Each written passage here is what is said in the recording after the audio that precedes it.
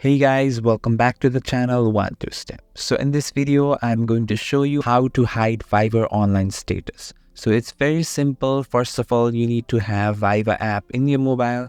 If you don't have it, just go to Play Store and download it from there.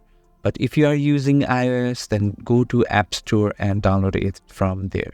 So here I have already downloaded my Viber app. So I just need to go on this. So right after that, you can see the more button, which is in the bottom right corner. Just click on the 3 button. So now you need to go on the settings here.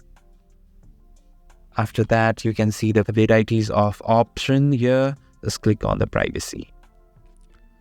And you can see in the third one here, share online status.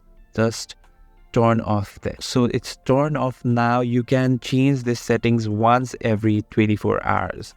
So this means that others are unable to see your status and you are also unable to see the other's status.